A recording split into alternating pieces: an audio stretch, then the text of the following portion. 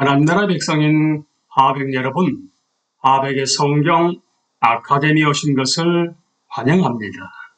이 시간은 성경 해석학 34강 시간입니다. 함께 나눌 내용은 신약에 주로 사용된 장르인 비유는 어떻게 해석하는 것일까의 해석의 역사에 대해서 함께 나누겠습니다. 예수님의 가르침의 약 3분의 1 정도가 비유입니다. 이 비유들은 영향력이 매우 커서 심지어는 성경을 전혀 읽어보지 않은 사람들조차도 비유에서 나온 표현들을 사용합니다. 예를 들게 되면 선한 사마리아인 비유나 탕자의 비유입니다. 비록 널리 알려져 있지만 예수님의 비유는 자주 잘못 해석되는 것으로도 유명합니다. 본 질문에서 나는 비유를 정의할 것이고 비유들이 어떻게 해석되어 왔는지 역사적 객관을 제시할 것입니다. 비유의 정의에 대해 질문하면 대부분의 그리스도인들은 아마 천상의 의미를 가진 지상의 이야기라고 대답할 것입니다. 사전적 정의는 도덕적 태도 또는 종교적 원리를 설명하는 지어낸 짧은 이야기입니다. 이러한 정의들이 옳기는 하지만 비유의 가장 근본적인 요소는 비교가 있어야 한다는 것입니다. 예를 들면 감추어진 보화 비유에서 천국은 보화에 비교되고 있습니다. 천국은 마치 밭에 감추인 보화와 같다. 마태복음 3장 44절입니다. 영어 단어 패러블의 기초가 된 헬라어 단어 파라볼레는 폭넓은 의미를 가지고 있습니다. 파라볼레는 잠언, 비유, 비유적 언사, 이야기 등을 가리킵니다. 그러나 우리의 목적을 위해 주로 성경에 나오는 이야기 비유들로 우리의 논의를 제한할 것입니다. 성경 해석에 대한 폭넓은 객관은 10강에서 얘기했던 성경 해석은 왜 중요할까? 역사적으로 성경은 어떻게 해석되어 왔을까를 참조해 보시면 됩니다. 지금은 구체적으로 비유, 해석에 대해서 개관할 것입니다. 이 요약은 두 가지 점에서 유익할 것입니다. 역사를 통해 일반적으로 저질러진 해석적 실수를 범으로써 독자들은 그러한 실수를 반복하지 않아야 한다는 경고를 얻게 됩니다.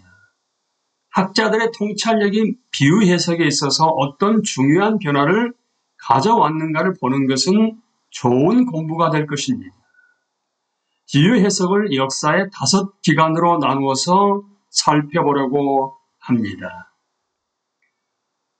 예수님의 원래 상황과 복음서 저술, 그리고 초대교회로부터 종교개혁까지, 종교개혁, 그리고 종교개혁에서 19세기 후반까지, 19세기 후반부터 21세기 초까지 5단계의 기간으로 나누어서 살펴봅니다. 첫 번째, 예수님의 원래 상황과 복음서 저술 기간 동안에 적어도 예수님과 연관된 복음서 저자들은 예수님의 비유를 옳게 이해했다고 말할 수 있습니다. 그러므로 예수님 자신의 비유에 대해 설명하실 때 또는 복음서 저자들이 비유의 의미에 대한 상황적 단서를 줄 때 그런 해석들은 가장 확실합니다.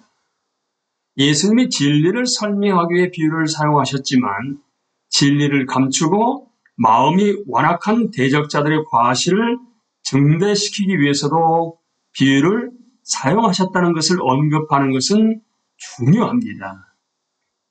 이제 두 번째, 초대교회로부터 종교개혁까지입니다. 신약 성경이 완성된 직후부터 초기 그리스도인들은 본문을 알레고리적으로 해석하기 시작했습니다. 즉 그들은 성경 저자들이 의도하지 않은 많은 알레고리적 의미를 제안했던 것입니다. 예를 들어 선한 사마리아인의 비유에 대한 신약 직후 시대의 모든 해석들은 선한 사마리아인은 예수님을 상징한다고 보며 다음 도표를 참조해 보시면 좋습니다. 이 이야기를 구원에 대한 알레고리적 메시지로 해석합니다. 자, 보십시오. 비유 세부 사항과 알레고리적 설명입니다. 여리고로 가는 사람을 아담으로, 예루살렘을 나곤으로, 여리고를 세상으로, 강도를 적대 세력으로, 제사장을 율법으로, 레위인을 선지자들로, 사마리아인은 그리스도로, 그리고 상처들을 불순종과 악과 죄로, 짐승 나귀를 죄를 담당하신 주님의 몸으로, 주막을 교회로, 두 데나리온을 아버지와 아들에 대한 지식으로, 주막 주인을 돌볼 책임을 맡은 교회 지도자로, 돌아오겠다는 약속을 구세주의 재림으로 알레고리적으로 해석한 것입니다. 그러나 본문에서 예수님은 분명히 내 이웃이 누구입니까? 라고 묻는 유대 율법사에게 대답하기 위해 이 이야기를 하셨습니다. 초기 그리스도인들은 몇 가지 이유 때문에 비유를 이런 식으로 해석했습니다. 첫 번째, 예수님 자신이 비유의 몇몇 상세한 부분을 알레고리적으로 해석하셨습니다. 예수님이 이렇게 하실 수 있다면 그의 추종자들도 할 수 있지 않은 것인가? 두 번째, 알레고리는 그레코로만 세계에서 종교적 본문들을 해석하는 일반적 방법이었습니다.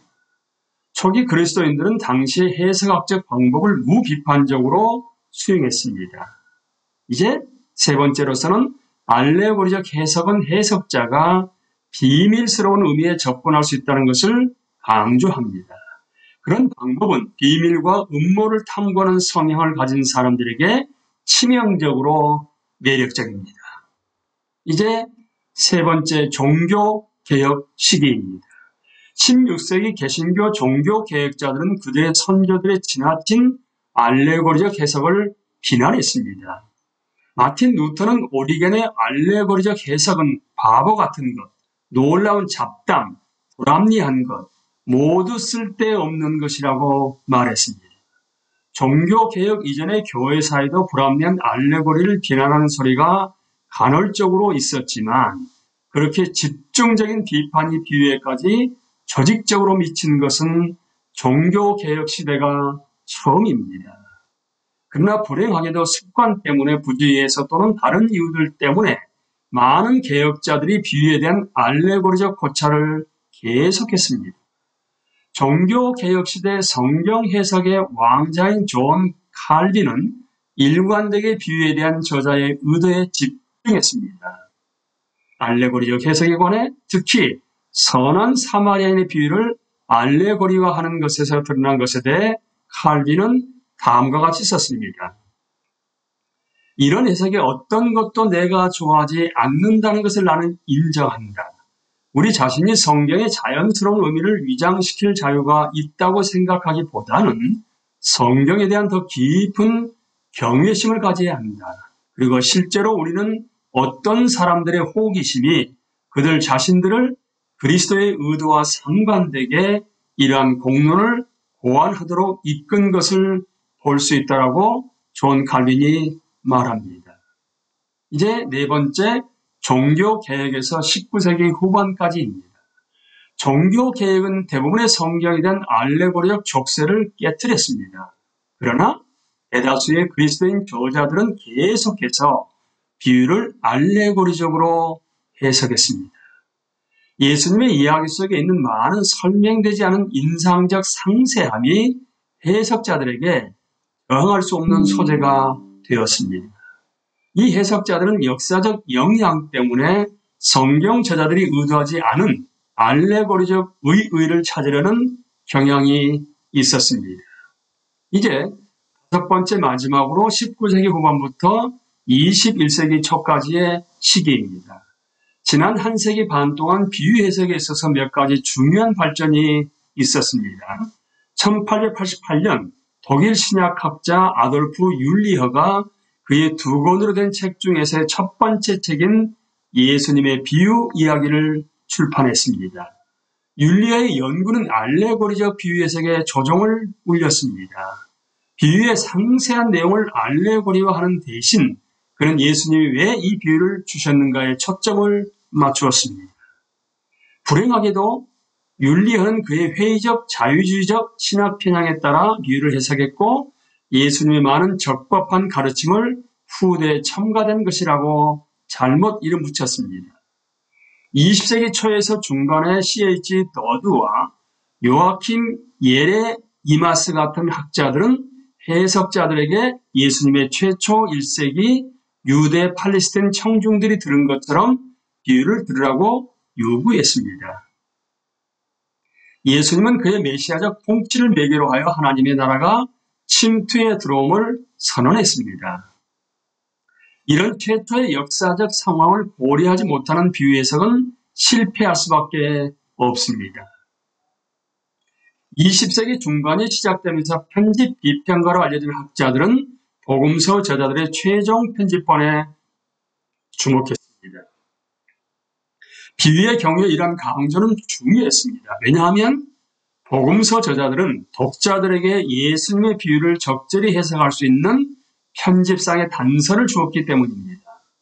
비슷한 비유들을 한데 모으는 것, 중요한 문맥적 정보를 제공하는 것, 다른 문학적 장치들을 사용하는 것을 통해 복음서 저자들은 예수님의 비유를 올바르게 해석하기 위한 지침을 제공했습니다. 20세기 후반과 21세기 초기에 알레고리적 경향으로 다소 복귀하는 현상이 있었습니다. 한쪽 면에서 일부 독자 반응 비평가와 심리 비평가들은 비유를 원래의 역사적 문맥과는 상관없이 읽어야 한다고 주장합니다. 비유들은 역동적으로 의미를 생산하는 그 자체에 다가치적 생명력을 가졌다고 설명했습니다. 이론상 이런 설명은 다소 호소력이 있는 것 같이 보일지 모르지만 실제로 그것은 독자가 원하는 대로 비유의 의미를 만들어내는 것을 뜻합니다. 그러나 예수님은 구체적이고 설명할 수 있는 진리를 전달하기 위해 비유를 분명하게 사용하셨습니다. 명백히 이야기의 정서적 능력은 명제적 요약에서 재생될 수는 없습니다. 그러나 예수님의 비유의 근본적 의미는 그렇게 요약될 수 있고 요약되어야 합니다. 또 다른 면에서는 교회의 성경 본문 해석 역사에 대한 무비판적 관심이 증대되었습니다. 달리 말하면 성경 본문에 대한 다양한 해석들이 그 자체로서 가치 있게 받아들여졌고 때로는 영감된 본문의 권위와 영향력과 동등하거나 또한 그것을 뛰어넘는 권위와 영향력이 그러한 해석들에 주어졌습니다. 수용 역사, 그러니까 하나의 본문이 역사를 통해 받아들여진 방식에 대한 연구가 상당한 유익을 주긴 하지만 비정상적 해석보다는 본문 그 자체에 분명한 우선권을 두어야 합니다. 하나님 나라의 백성인 하백 여러분, 예수 그리스도의 제자인 그리스도인 여러분, 여러분은 복음서에 나오는 특별히 예수님이 말씀하신 내용 중에서 비유에 대한 해석을 어떻게 하셨고 또한 어떻게 해석되는 것을 들으셨습니까? 특별히 지금 우리는 역사를 통해서 알레고리와 심각한 문제점과 이제 포스트 모던 시대에 독자 반응 쪽으로 기울어지는 모습을 보게 되면서 마지막에 나와 있는 성경 본문 그 자체에 분명한 우선권을 두어야 한다는 말씀에 순종하게 됨으로 말미암아 하나님의 말씀, 특별히 복음서에 예수님의 비유를 올바로 이해하고 해석하고 적용하게 됨으로 말미암아 하나님을 기쁘시게 할 수 있는 여러분과 제가 될 수 있게 되기를 예수님의 이름으로 기도합니다. 감사합니다.